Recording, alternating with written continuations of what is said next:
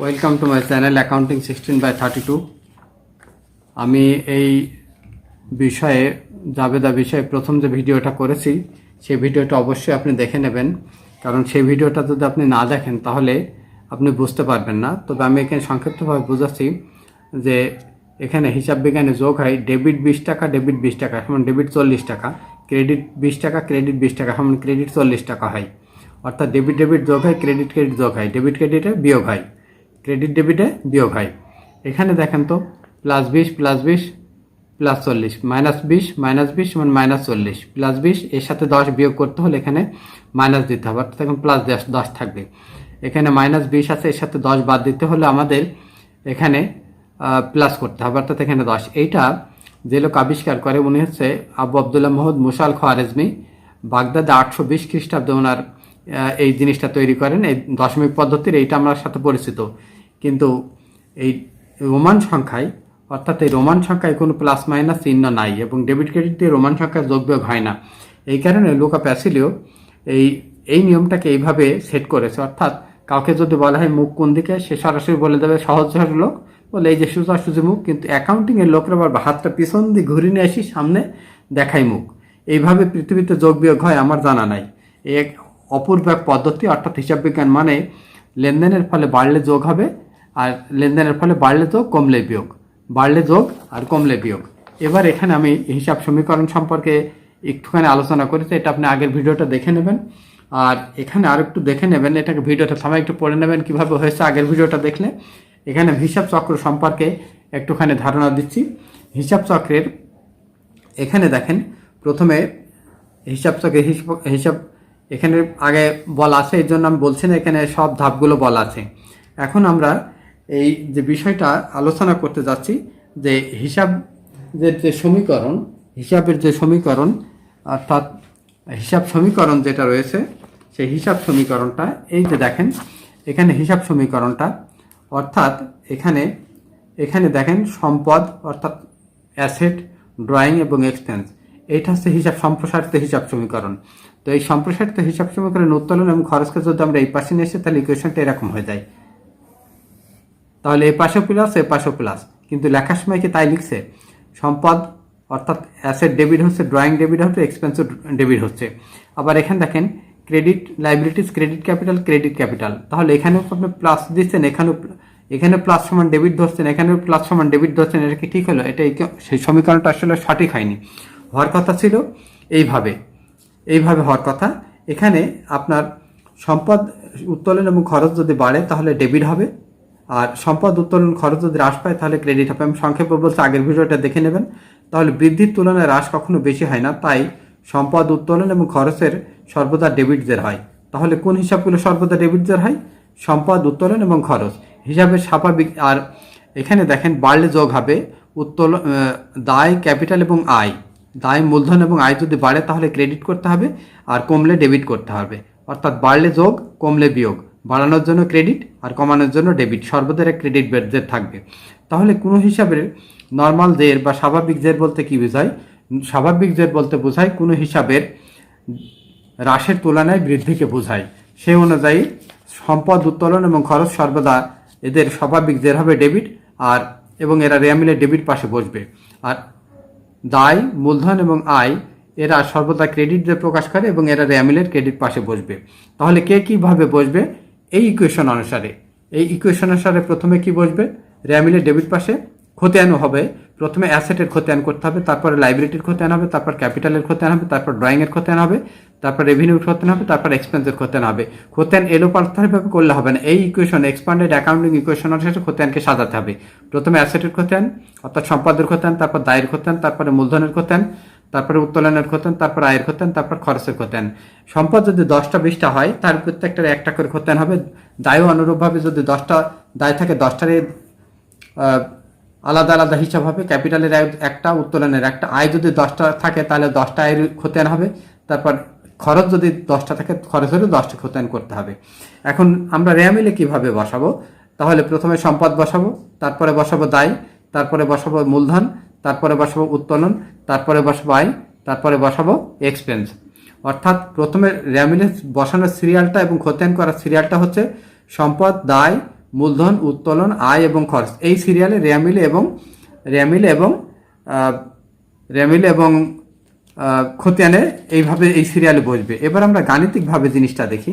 এখন দেখেন, সম্পদ, উত্তোলন এবং খরচের মান যদি আমরা প্লাস ধরি, বিজ্ঞানের বিভাগের ছাত্রদের জন্য এটা বলছি, এদের মান প্লাস, তাহলে এরা বাড়লে এদের সাথে যোগ করতে হলে আমাকে প্লাস করতে হবে, অর্থাৎ ডেবিট করতে হবে প্লাস। আর যদি কমাতে হয়, হ্রাস পেলে বিয়োগ করতে হবে, এর জন্য এদের হিসাব মাইনাস করতে হবে। তাহলে এরা সর্বদা কি থাকবে? প্লাস জেড থাকবে। এটা আপনার দেখেন এই নিয়মটা সবাই জানে, কিন্তু যখনই ডেবিট ক্রেডিটের আলোকে হিসাবটা বিশ্লেষণ করা হচ্ছে তখন একটা ছাত্রছাত্রীদের কাছে জটিল হয়ে যাচ্ছে। এবং আমি আমার শিক্ষকতা 14 বছর পর আমি এই জিনিসটা ধরতে পারছি। এখন আপনাদেরকে সেই জিনিসটা আমি বোঝাচ্ছি। এখানে দেখেন এদের মান মাইনাস, এদের সাথে কোনো কিছু যোগ করতে হলে মাইনাস করতে হবে, বাড়লে যোগ হবে, আর এদের কমাতে হলে এদের মাইনাস করতে হবে।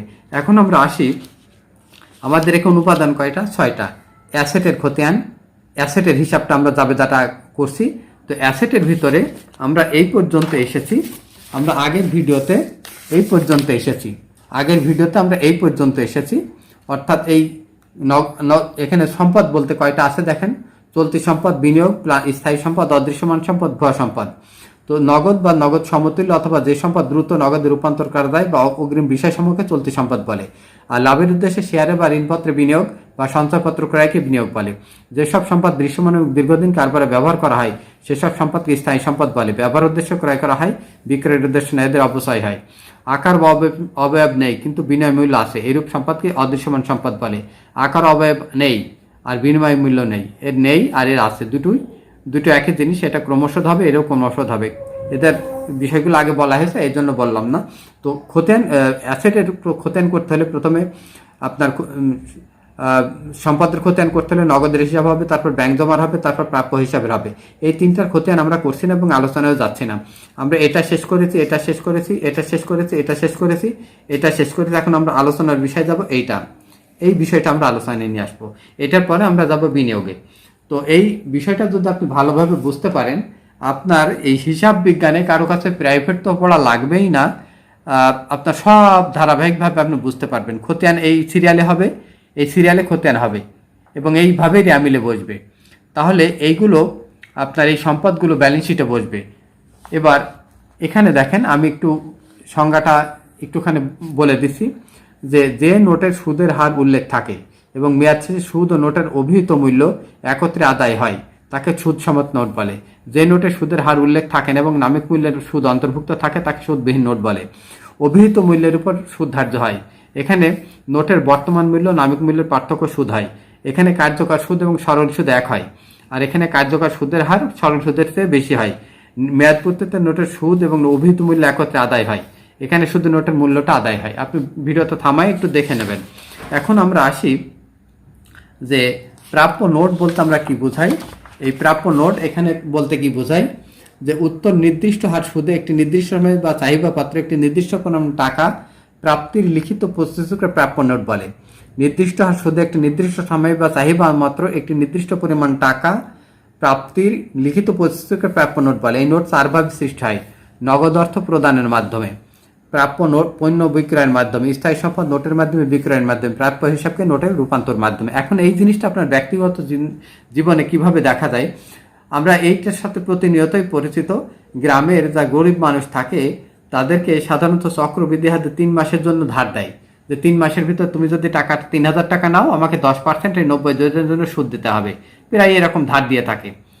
তো কেউ পণ্য বিক্রি করে সে নগদ টাকা দিতে পারে না, সেক্ষেত্রেও তাকে বলা হয় যে তুমি 3000 টাকার পণ্য নাও আর 90 দিন পরে 10% সুদ সব আমাকে টাকা দিয়ে দিও। আবার কাউকে বলা হয় যে আমার এই মোটরসাইকেলটা কিনে নাও, আর যদি তুমি এই সাইকেলটা কিনে নাও 3000 টাকায়, 90 দিন পরে তো টাকা দিবে, এর সাথে 10% সুদ সহ টাকা দিবা। এরকম হয়। আবার এরকম হতে দেখা যায় যে কারো কাছে আপনি 3000 টাকা পাবেন, সে টাকাটা দিতে পারছে না, সেই ক্ষেত্রে তাকে সেই পাওনা টাকাটাকে আপনি নোটে রূপান্তর করে নিতে পারেন। তার মানে এটা হচ্ছে নগদ টাকা দিয়ে, এটা পণ্য বিক্রয় করে, এটা সম্পত্তি বিক্রয় করে, আর এটা হচ্ছে প্রাপ্য হিসাবে তার কাছে যে পাওনা টাকা ছিল সেই বাবদ নোটটা আপনি করে নিলেন। আবার ঈদের মৌসুমে দেখা যায় শহরে যে সমস্ত ব্যবসায়ী আছে তাদেরকে এই দাদন ব্যবসায়ী যেটা বলে, এরা সুদে টাকা দেয় যে ঈদের পরে তুমি টাকা আমাকে ফেরত দিবা, তুমি 10% লাভ দিবা। 3 মাসের জন্য টাকাটা শর্ট টাইমে ধার দেয়। অর্থাৎ শর্ট টাইমে যদি সুদে টাকা ধার দেয় সেটাই হবে নোট। তো এখন এই নোটটা দেখেন 1 এপ্রিল 2020 আমি বাংলা করে দিচ্ছি। 2020 সালের এপ্রিলে ক্যাশ পেইড টু হারুনকে 3000 টাকা দেওয়া হলো and received a 10% 90 days interest bearing note. এখানে দেখেন সুদের হার উল্লেখ আছে। এই একই জিনিস এখানে ক্যাশ পেইড টু হারুন 2900 টাকা দিচ্ছে and receive a 90 days non interest bearing note. এখানে সুদের হার উল্লেখ নাই, কিন্তু মেয়াদ শেষে তাকে কত টাকা দেওয়া লাগবে? 3000 টাকা। এই অঙ্কটাকে ভালো করে পড়ে নেবেন। 1 April 2020 good sold to Barun টাকা 3000 and received 10% 90 days interest bearing note. এখানে দেখেন সুদের হার উল্লেখ আছে। পণ্য বিক্রয় করেছে 3000 টাকা, তার সাথে সুদ সহ সে টাকা দেবে 3 মাস পরে। 1 April 2020 good sold to Barun টাকা 2900 টাকার মাল বিক্রি করলো and received 90 days non interest bearing note টাকা 3000 অর্থাৎ মেয়াদ শেষে তাকে 3000 টাকা দিতে হবে। এখন কিন্তু পণ্য বিক্রি হয়েছে 2900 টাকা, কিন্তু মেয়াদ শেষে 3000 টাকা দিতে হবে। এই 100 টাকা হবে সুদ। 1 November 2020 interest in equipment sold to ABC. ইকুইপমেন্টের কাছে বিক্রি করা হচ্ছে এবিসির কাছে 3000 টাকা and received 10% 90 days interest bearing note. The cost of equipment 5000 টাকা অ্যান্ড অ্যাকুমুলেটেড ডেপ্রিসিয়েশন মানে ইকুইপমেন্টের যন্ত্রপাতির ক্রয় মূল্য 5000 টাকা আর এর পুঞ্জীভূত অবস্থায় 1500 টাকা। এইটা তাকে 3000 টাকা দিয়ে, আর এই মেশিনটা তাকে দিয়ে দেওয়া হচ্ছে যে মেশিনের ক্রয় মূল্য ছিল 5000 টাকা, পুঞ্জীভূত অবস্থায় ছিল 1500 টাকা। এই মেশিনটা তাকে দিয়ে দেওয়া হলো এবং 90 দিন পরে সে টাকা দেবে 10% সুদ সহ। এটাও ইন্টারেস্ট বেয়ারিং নোট। এটাকে আমি 1 নভেম্বর 20 একই জিনিস equipment sold to ABC company receive 90 days interest bearing note. এটা কিন্তু interest bearing note. The cost of equipment 5000 accumulated depreciation 2800। এখানে দেখেন এই জিনিসটা 1500 ছিল, এখানে কিন্তু দুটো পার্থক্য হয়ে গেছে। এটাও ইন্টারেস্ট বেয়ারিং নোট। এখানে দেখেন এখানে 10%টা উল্লেখ করে দিয়েছি। এখানে 90 ডেজ 10% ইন্টারেস্ট বেয়ারিং নোট। এটাও কিন্তু একই হয়ে গেল।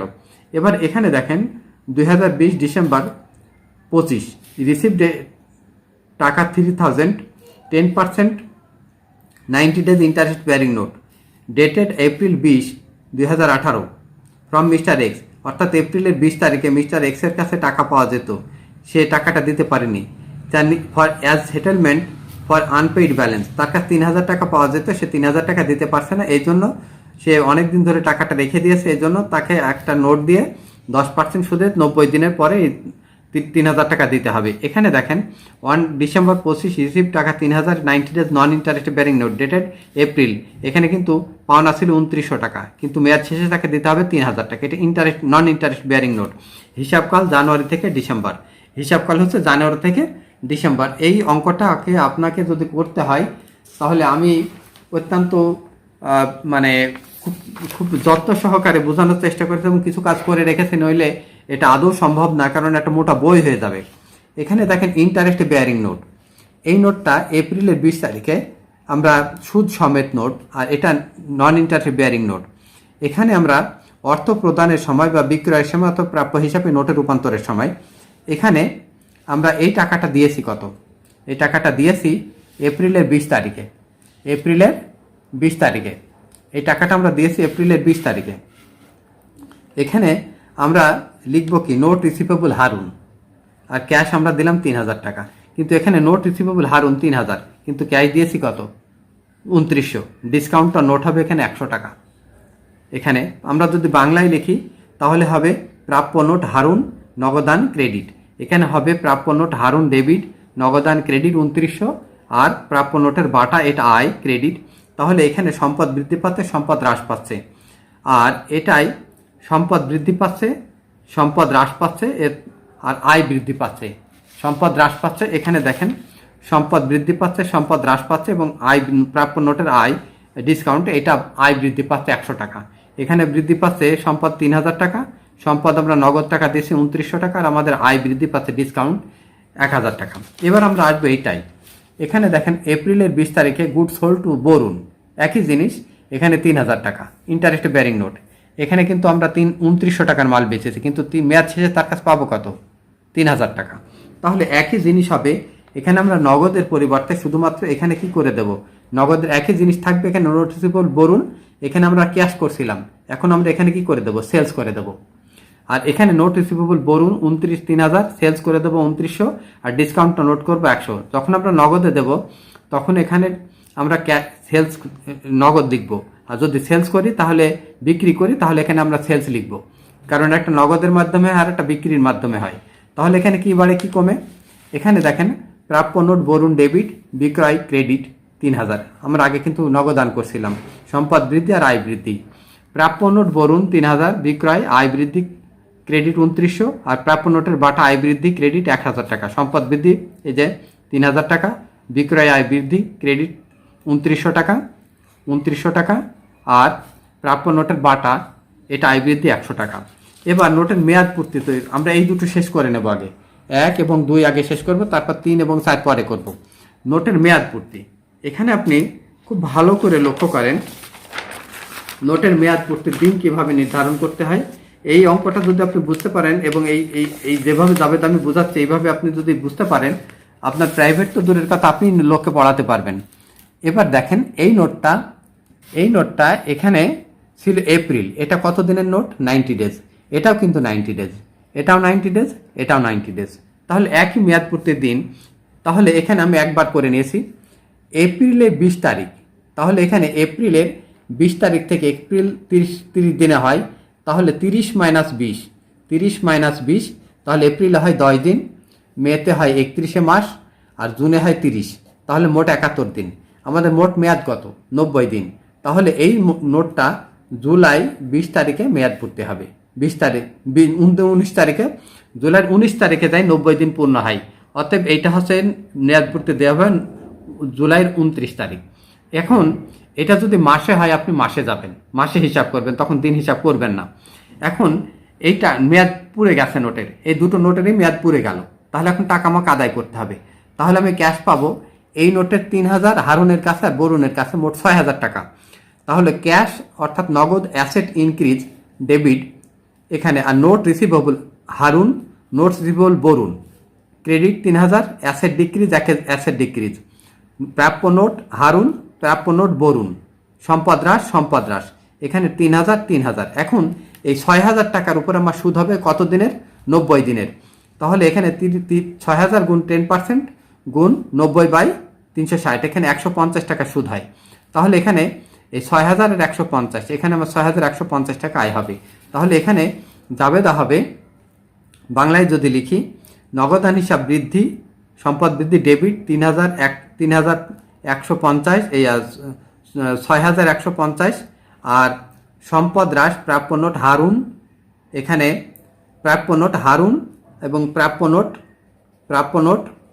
প্রাপ্য নোট বরুণ, এখানে বরুণ আপনি লিখে দেবেন বরুণ, এখানে এটা ক্রেডিট, এটাও ক্রেডিট, এখানে 3000। তাহলে আর আয় বৃদ্ধি সুদ আয় নোট এখানে 150 টাকা হবে। এখন এই পাশে যদি হয়, এটা কিন্তু আমাদের নন ইন্টারেস্ট বেয়ারিং নোট ছিল, এই দুটোই কিন্তু নন ইন্টারেস্ট বেয়ারিং নোট, এখানে 100 টাকা, এখানে 100 টাকা। তাহলে জুলাইয়ের 19 তারিখে ওই আমাদের এই ডিসকাউন্টের যে আয় ছিল, অর্থাৎ এই যে ডিসকাউন্টের যে আয় ছিল, এই যে ডিসকাউন্টার নোট ছিল, এখানে একটা ডিসকাউন্টার নোট ছিল, দেখেন এখানে একটা ডিসকাউন্টার নোট ছিল আর এখানে একটা ডিসকাউন্টার নোট ছিল। এই আয়টাকে উল্টাই দিতে হবে, অর্থাৎ এই একটা আয় এবং এই ডিসকাউন্টটাকে উল্টাই দিতে হবে। তাহলে উল্টাই দিলে পারে আমাদের আসবে হচ্ছে ডিসকাউন্টার নোট, এটা ক্রেডিট ছিল, এখন ডেবিট করেন। তাহলে এখানে ডিসকাউন্টার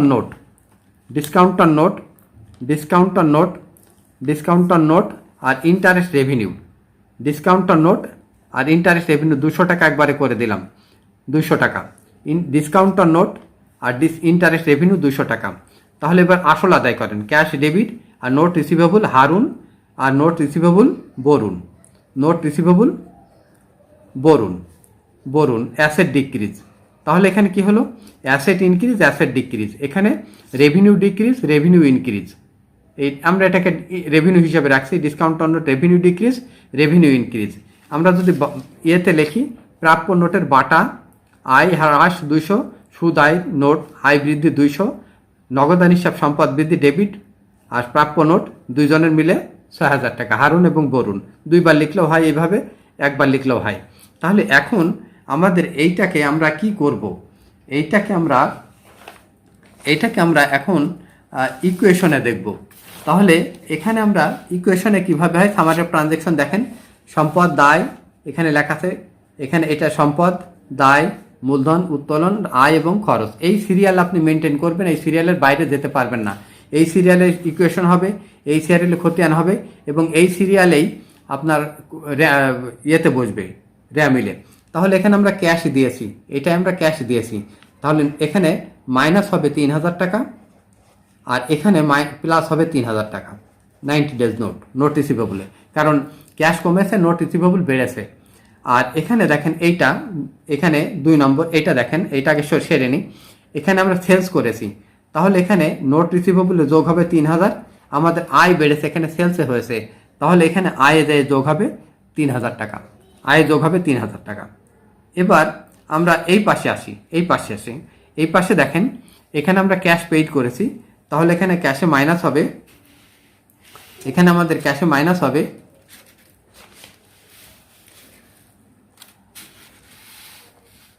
আমাদের এখানে ক্যাশে মাইনাস হবে, এখানে আমাদের ক্যাশে মাইনাস হবে 3,000 টাকা ক্যাশে, যেহেতু আমরা এটা কি করেছি 3 নম্বর দুইটা চলে গেল, এখানে আমরা ক্যাশে দিয়েছি এইটা দেখেন, এখানে এইটা হচ্ছে ইন্টারেস্ট ব্যারিং, এই দুটো শেষ করলাম।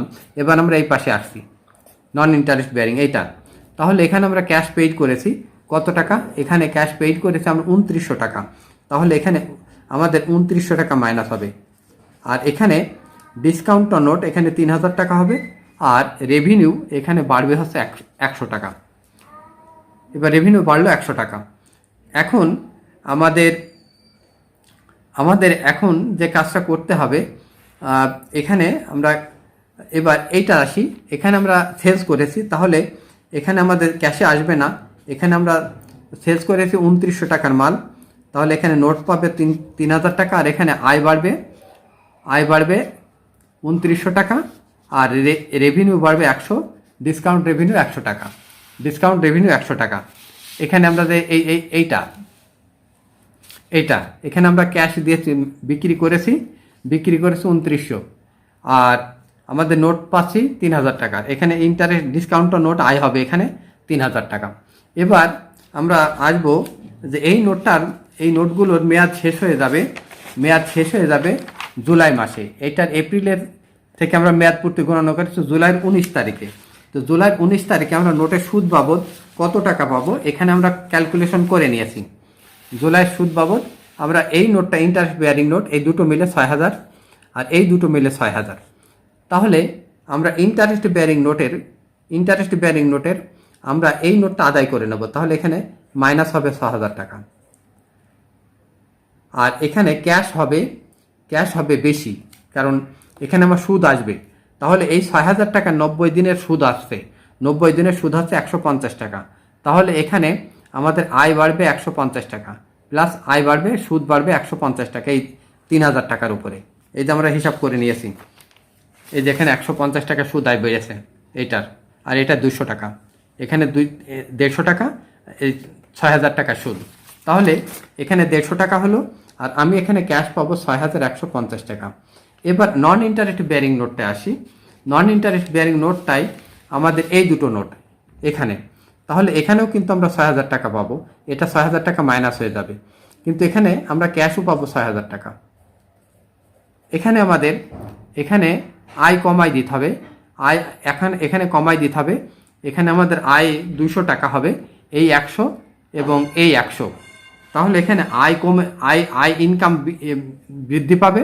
আর এখানে দেখেন আমরা লিখে দিয়েছি, এখানে কি লেখা আছে দেখেন, এখানে প্রাপ্য নোটের বাটা, অর্থাৎ এই 200 টাকা আবার এখানে বাদ দেন, 200 টাকা বাদ দেন, আর সুদ আয় আবার এখানে যোগ করেন 200, তার মানে কিছুই হবে না, এখানে একবার বাড়বে আয়, এখানে আয় হ্রাস পেয়েছে তাই বাদ গেল, আয় বৃদ্ধি পেয়েছে আবার তাই যোগ হলো, তাহলে এই পাশে 0, এখানে দেখেন 6,000 টাকা হয়ে গেছে। এখন আমাদের খতিয়ান করতে হবে, তো খতিয়ান করার সময় আমরা এই জাবেদার আশ্রয় নেব,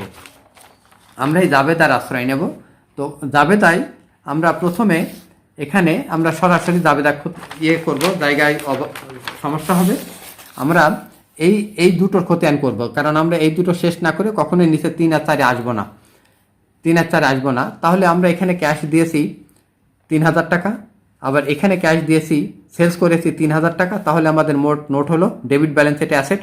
সম্পদের খতিয়ান, সম্পদ উত্তোলন এবং খরচের খতিয়ানের বৃদ্ধিটা বসবে এই পাশে, হ্রাস বসবে এই পাশে।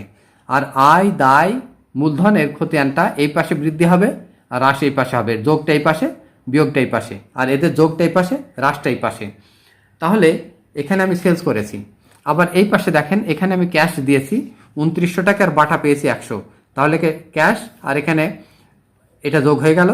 আবার এখানে আমি সেলস করেছি, এখানে আমি সেলস করেছি, তাহলে এখানে এটা ছিল সেলস, তাহলে এখানে সেলস লিখব, এখানে সেলস লিখব 2900, আর ডিসকাউন্টের রেভিনিউ এইটা। তাহলে আমাদের এইটা আদায় হয়ে যাচ্ছে জুলাইয়ের 19 তারিখে, সম্পূর্ণ নোটটা টাকা আদায় হয়ে যাচ্ছে ক্যাশ, এখানে ডেবিট, এখানে ব্যালেন্স 0 হয়ে গেল। এখন আমাদের আয় কত টাকা হবে? আমরা ইন্টারেস্ট রেভিনিউ এই দুটো নোটে, এই দুটো নোটে আমরা পেয়েছি, এই দুটো নোটে আমরা পেয়েছি 150 টাকা। এই দুটো নোটে আমরা এই দুটো নোটে পেয়েছি, এটা 300 টাকা হবে। এই দুটো নোটে আমরা, এই দুটো নোটে আমরা সুদ পেয়েছি, এই দুটো নোটে আমরা সুদ পেয়েছি হচ্ছে এখানে 6000 গুণ 600, 600 ভাগ,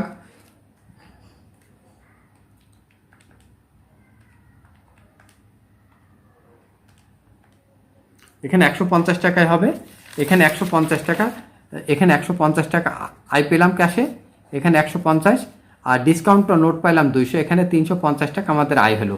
এটা আয়ের খতিয়ান। নন অপারেটিং ইনকাম হিসাবে ইনকাম স্টেটমেন্ট এটা বসবে। কিভাবে বসবে সেটা এইবার এখানে দেখেন, নন অপারেটিং ইনকাম সেটা পরে দেখছি। এবার আমরা আসি এই দুটো নোটে, এবার এই দুটো নোটে, এবার এখানে দেখেন অন নভেম্বর 2020 সালের নভেম্বর মাসের 20 তারিখে equipment sold to ABC company 3000 and received a 10% 90 days interest bearing note. The cost of equipment টাকা 5000, অ্যাকুমুলেটেড ডেপ্রিসিয়েশন পুঞ্জীভূত অবস্থায় ক্রয় মূল্য 5000, পুঞ্জীভূত অবস্থায় 1500 টাকা। তাহলে এইটা আমরা বিক্রি করছি, এটা আমরা বিক্রি করছি, আমরা এই পর্যন্ত নিয়ে নিলাম, এই পর্যন্ত আমরা নিয়ে নিলাম। তাহলে এখন আমরা জাবেদা দেব। এখানে দেখেন, এখানে আপনি দেখেন, এখানে নোট রিসিভেবল 3000 টাকা, অ্যাসেট ইনক্রিজ হলো, সম্পদ বৃদ্ধি পাইল। আর এখানে এই পুঞ্জীভূত অবস্থায় এটা লাইবিলিটি, এটা ডিক্রিজ হয়ে গেল, অর্থাৎ এটা দায় হ্রাস পাইল, এটা লাইবিলিটি ডিক্রিজ, আর এটা অ্যাসেট ইনক্রিজ। তাহলে অ্যাসেট ইনক্রিজ হলে ডেবিট, লাইবিলিটি ডিক্রিজ হলে ডেবিট। এবার ইকুইপমেন্টের ক্রয় মূল্য ছিল 5000 টাকা, এটা ক্রেডিট করেন। তাহলে এখানে এই দুটো কম হচ্ছে, তাহলে এখানে 500 টাকা লস হচ্ছে, তাহলে এখানে এক্সপেন্স ইনক্রিজ হচ্ছে, এক্সপেন্স ইনক্রিজ 500 টাকা, ডেবিট ডেবিট। তাহলে asset increase debit, liability decrease debit, আর লস অন ইকুইপমেন্ট এটা ডেবিট, আর ইকুইপমেন্ট ক্রেডিট। আমি যদি বাংলায় লিখি তাহলে এইভাবে হবে, প্রাপ্য নোট এবিসি সম্পদ বৃদ্ধি ডেবিট 3000, পুঞ্জীভূত অবস্থায় দায় হ্রাস ডেবিট 1500, যন্ত্রপাতি বিক্রয়জনিত খরচ বৃদ্ধি 500 কীভাবে হলো? এইটা থেকে এই দুটো বাদ দিতে হবে, এই দুটো বাদ দিলে এখানে এইটা হবে। এখন এইটা যদি এই পাশে হয়, এখানে দেখেন পুঞ্জীভূত অবস্থায় পরিমাণটা আমি চেঞ্জ করে দিয়েছি, এটা একই জিনিস। এখানে আমরা তাহলে নোট রিসিভেবল হবে 3000 টাকা, অ্যাকুমুলেটেড ডেপ্রিসিয়েশন দায় বৃদ্ধি দায় হ্রাস এখানে 2800 টাকা, এই অ্যাকুমুলেটেড ডেপ্রিসিয়েশনটা। আর ইকুইপমেন্ট এখানে ক্রেডিট, দেখেন এবার এইটা বেশি হয়ে গেছে, তাহলে এখানে হবে gain on sell of equipment 800 টাকা। এখানে আমরা বাংলায় লিখলে প্রাপ্য নোট এবিসি সম্পদ বৃদ্ধি 3000 টাকা, পুঞ্জীভূত অবস্থায় দায় হ্রাস ক্রেডিট 28, ডেবিট 2800, আর যন্ত্রপাতি এখানে 5000। তাহলে এখান থেকে এই দুটো থেকে 5000 বাদ দিলে আমাদের 800 টাকা লাভ হয়, যন্ত্রপাতি বিক্রয় লাভ, আয় বৃদ্ধি ক্রেডিট। এবার আমরা এখানে আসি, 2020 ডিসেম্বর 25 রিসিভড এ টাকা 3000, 10% 90 days interest bearing note, dated April 20, 2018 সালের এপ্রিল মাসে তার কাছে টাকাটা পাওনা ছিল, সে দিতে পারছে না। কত টাকা পাওনা ছিল? 3000 টাকা। সে না দিতে পারার কারণে সেই টাকায় নোটে কনভার্ট করে নেওয়া হচ্ছে। তাহলে চারভাবে যে নোট সৃষ্টি হয়, সে চারভাবেটাই এখানে দেওয়া আছে।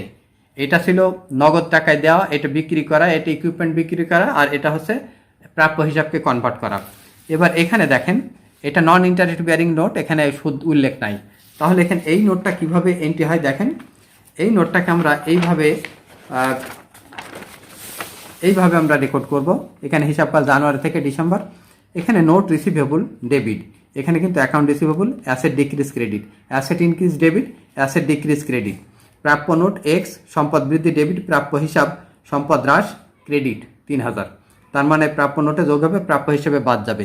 এখানে দেখেন একই জার্নাল, এখানে সুদের এখানে এখানে এখানে সুদের হার উল্লেখ নাই। তাহলে ইন্টারেস্ট রিসিভেবল ড্যাশ এক্স, সম্পদ বৃদ্ধি ডেবিট, account receivable X, asset decrease 2900, discounter note revenue increase 100। তাহলে বাংলায় লিখলে এরকম লিখতে হবে, প্রাপ্য নোট সম্পদ বৃদ্ধি ডেবিট 3000, প্রাপ্য হিসাব সম্পদ হ্রাস 2900, প্রাপ্য নোটের বাটা আয় বৃদ্ধি ক্রেডিট 100 টাকা। এখন আমাদের হিসাবকালটা শেষ হচ্ছে ডিসেম্বর 31। তাহলে এর উপরে আমাদের সমন্বয় দিতে হবে। তাহলে এই নোটের উপরে আমাদের সুদ হবে কতটুকু, এই নোটের একটা সুদ এবং এর উপর একটা সুদ, এর উপর 6 দিনের সুদ, আর এর উপর হচ্ছে 51 দিনের সুদ হবে। এই দুটো নোটের উপর এটা 51 দিনের, এটার উপর 51 দিনের, আর এটার উপর 6 দিনের সুদ হবে। তাহলে এখানে সমন্বয় দাখিলা যদি দিই, তাহলে এখানে দেখেন interest receivable note asset increase, interest revenue note revenue increase, অর্থাৎ প্রাপ্য সুদ নোট সম্পদ বৃদ্ধি ডেবিট 48, সুদ আয় নোট রেভিনিউ অর্থাৎ আয় বৃদ্ধি ক্রেডিট 48। কীভাবে হলো, এখানে দেখেন এই নোটটা নভেম্বরের 20 তারিখে হয়েছে। তাহলে নভেম্বর থেকে ডিসেম্বর পর্যন্ত গেলে 51 দিন হয়, 51 দিনের সুদ হচ্ছে 43 টাকা। আর এইটা ডিসেম্বরের 25 তারিখে, তাহলে এখানে 6 দিনের সুদ হবে 3000 টাকার। তাহলে এখানে 5 টাকা, এখানে 48 টাকা হবে। ইন্টারেস্ট রিসিভেবল নোট ডেবিট আর ইন্টারেস্ট রেভিনিউ নোট ক্রেডিট, এখানে হচ্ছে প্রাপ্য সুদ নোট সম্পদ বৃদ্ধি ডেবিট, আর সুদ আয় নোট আয় বৃদ্ধি ক্রেডিট 48 টাকা। বাংলায় লিখিনি যেহেতু আগে কিছু লেখা হয়েছে। এখানে দেখেন আমাদের ডিসকাউন্টার নোট, এখানে এই নোটটা কিন্তু ইন্টারেস্ট বেয়ারিং ছিল এইটা, আর এটা কিন্তু নন ইন্টারেস্ট বেয়ারিং নোট। তাহলে এইটা আগে শেষ করে নিই, এইটা আগে শেষ করা হয়েছে, এখানে এইটা আগে শেষ করা হয়েছে। তাহলে এখানে ডিসকাউন্টার নোট 100 গুণ 6/360, এখানে 5 টাকা। ইন্টারেস্ট রেভিনিউ প্রাপ্য নোটের বাটা আয় হ্রাস 5 টাকা, সুদ আয় হ্রাস ক্রেডিট, এইটা করা হলো। এটা ইন্টারেস্ট বেয়ারিং নোট ছিল এইটা। এবার এখানে দেখেন এই নোটটা কিন্তু ইন্টারেস্ট বেয়ারিং ছিল। তাহলে এই একই journal interest receivable note ABC আর ইন্টারেস্ট রেভিনিউ নোট ইন্টারেস্ট এটা এক্স হবে, এক্স আর এখানেও এক্স। তাহলে এখানে 3000 টাকার 51 দিনের সুদ 43 টাকা। আমরা বাংলায় লিখে প্রাপ্য সুদ সম্পদ বৃদ্ধি ডেবিট আর সুদ আয় ক্রেডিট, আয় বৃদ্ধি ক্রেডিট 43 টাকা। এখন আমাদের আয় বিবরণীতে কত টাকা দেখাতে হবে? আয় বিবরণীতে আমাদের মোট সুদ হয়েছে প্রথম নোটে এইটার উপরে, এই দুটোর উপরে 150 টাকা, আর এই দুটোর উপরে হচ্ছে 150 টাকা সুদ হয়েছে। এইটার উপরে 75 করে, এটা হচ্ছে 48 আর এটা 48। তাহলে এখানে আমাদের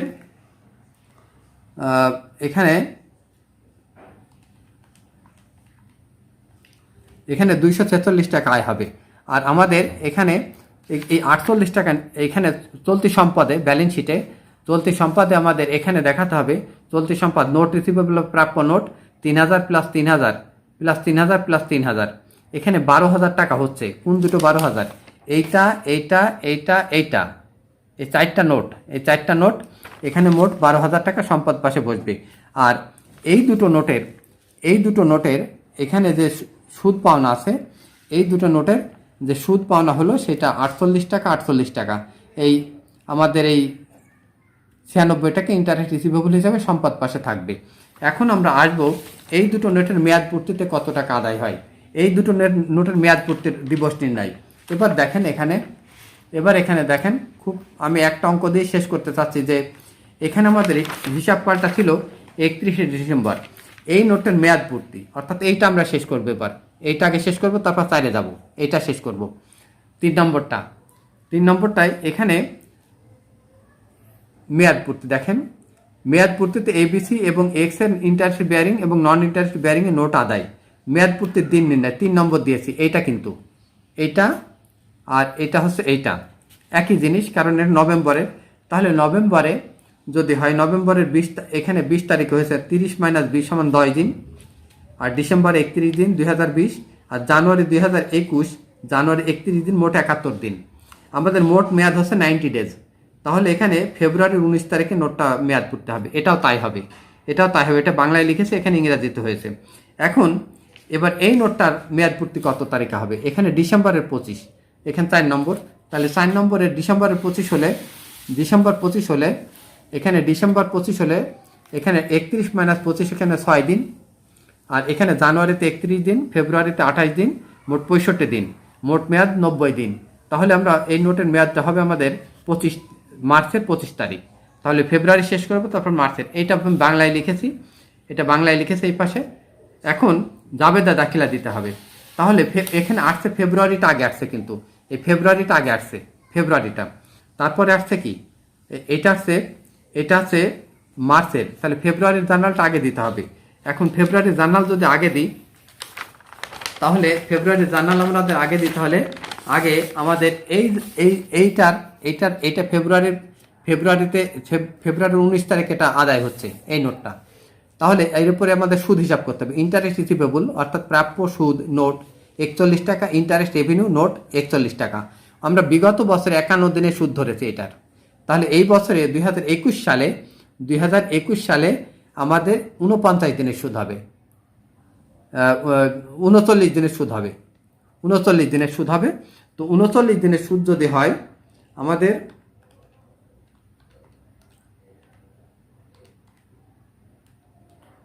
তেত্রিশ টাকা মতো হয়, এখানে 33 টাকা মতো হয়, এখানে 33 টাকা মতো সুদ হয়, 33 টাকা সুদ, 33 টাকা সুদ হবে এখানে। তাহলে এখানেও 33 টাকা হবে,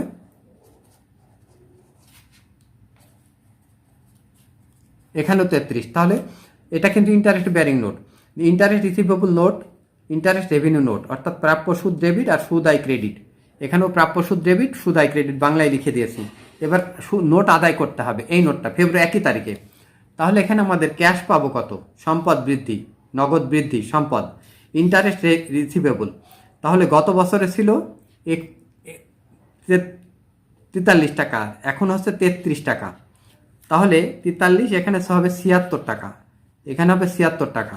তাহলে এখানে আমরা নোট রিসিভেবল, এখানে এটা সম্পদ হ্রাস পাবে 3000, এখানে হবে 3076 টাকা, 3076 টাকা। এটাও তাই হবে 3076। এখানে নোট রিসিভেবল, এখানে হবে আমাদের 76 টাকা, এটা 33 টাকা। তাহলে এখানে দুটো জার্নাল হবে, কিন্তু আগের এই 1 আর 2 কিন্তু একটা জার্নাল ছিল, কারণ একটা হিসাবকালের মধ্যে ওটা শেষ হয়ে গেছিল, এজন্য সমন্বয় দাখিলার প্রয়োজন ছিল না। কিন্তু এটা যেহেতু সমন্বয় হিসাবকাল এসে গেছে, এজন্য দুটো জাবেদা দিতে হবে। আগে সমন্বয় দাখিলা দিতে হবে, দুইবার সুদ ধার্য করতে হবে, বিগত বছরের একটা, চলতি বছরের একটা। এবার এই নোটটা আদায় হয়ে গেল, এবার আমরা এই নোটটা আদায় করব। এই নোটটা মার্চের 25 তারিখে আদায় হবে।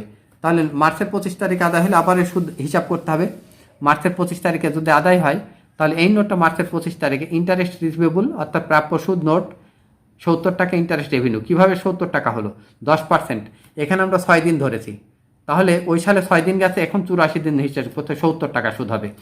তাহলে এখন আদায় হবে কত? ক্যাশ অ্যাসেট ইনক্রিজ অর্থাৎ নগদ বৃদ্ধি, সম্পদ বৃদ্ধি 3075, আর ইন্টারেস্ট রিসিভেবল গত বছরের 5 আর এখনকার 70, মোট 75 টাকা। আর নোট রিসিভেবল অর্থাৎ প্রাপ্য নোট অ্যাসেট ডিক্রিজ 3000 টাকা। এখন এবার এখানে দেখেন এই নোটটা, এটা নন ইন্টারেস্ট বেয়ারিং নোট। তাহলে আমরা গত বছরে আমরা এই 100 টাকা কম ছিল, তাহলে এইটার এখানে 95 টাকা সুদ হবে। গত বছর 5 টাকা গেছে, এখন তো ডিসকাউন্টটা নোট আর ইন্টারেস্ট রেভিনিউ 95 টাকা, এখানে ক্যাশ আর নোট রিসিভেবল দুইবার আদায় হবে। তাহলে এখানে আয় বৃদ্ধি পাইল এবং আয়ের হ্রাস পাইল, আর এখানে সম্পদ বৃদ্ধি পাইল, সম্পদ হ্রাস পাইল। এই ছিল অঙ্ক, এবং এই অঙ্কটা আপনাকে যদি করতে হয় তাহলে আপনাদেরকে অনেক অনেক ধৈর্য ধরে কয়েকবার দেখার পরে আপনি বুঝতে পারবেন, এবং যদি সাথে সাথে প্র্যাকটিস করেন তাহলে আপনার জন্য সুবিধা হবে।